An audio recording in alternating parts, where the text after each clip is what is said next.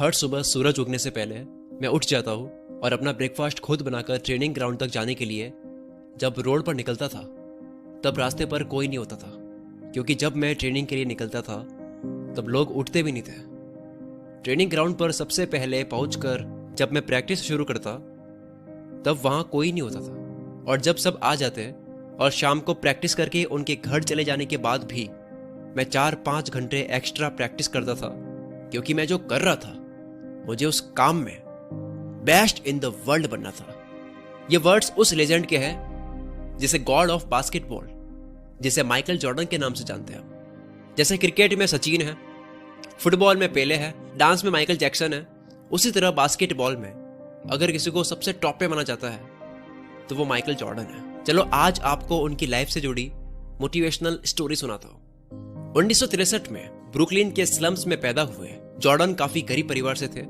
जब जॉर्डन 13 साल के थे तब उनके फादर ने सेकेंड हैंड टी शर्ट का बिजनेस स्टार्ट किया। एक दिन उनके फादर ने जॉर्डन को बुलाया और एक टी शर्ट दिया और कहा कि ये टी शर्ट कितने का होगा। तब जॉर्डन ने कहा कि $1 का होगा, और तभी उनके फादर ने कहा कि इसे $2 का बेच कर दिखाओ, इसको $2 का बेच के आओ।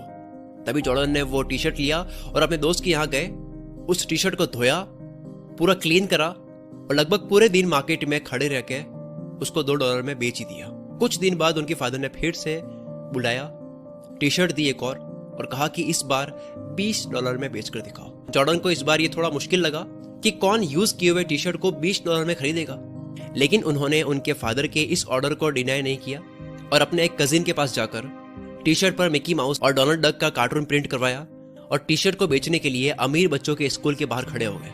तभी अपने पेरेंट्स के साथ स्कूल आ रहे एक अमीर बच्चे को वो टी शर्ट पसंद आई, देखा, पसंद आई, और उन्होंने वो टी शर्ट $20 में खरीद ली, साथ में $5 की टिप भी दी। और जब वे घर पहुंचे तो उनके फादर ने उनको फिर से एक टी शर्ट दे दी और कहा कि इस बार इसे $200 में बेचकर दिखाओ। जॉर्डन ने इसे नेक्स्ट टू इम्पॉसिबल लगने वाले चैलेंज को भी एक्सेप्ट कर दिया और टी शर्ट अपने पास रख लिया। कुछ दिनों बाद न्यूयॉर्क सिटी में चार्लीज एंजल्स एक शो आता है।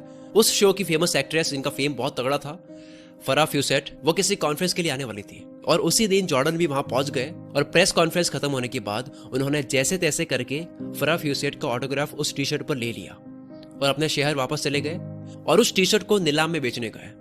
और वही एक एंटरप्रेन्योर जो फरा फ्यूसेट का बहुत बड़ा फैन था, उसने उस टी शर्ट की बोली लगाई $1200 और $1200 में खरीद ली। जब उन्होंने वो पैसा अपने फादर को जाकर के दिया तो उनके फादर ने प्राउडली कहा कि जब कोई इंसान अपना पूरा पोटेंशियल किसी चीज पर लगा देता है तो वो नेक्स्ट टू इम्पॉसिबल चीज को भी पॉसिबल कर सकता है, कुछ भी अचीव कर सकता है। और वही पोटेंशियल जॉर्डन को एक दिन बास्केटबॉल में सबसे टॉप पे लाता है। आज माइकल जॉर्डन दुनिया के सबसे अमीर एथलीट में से एक है, जिनकी नेटवर्थ $1.6 बिलियन है।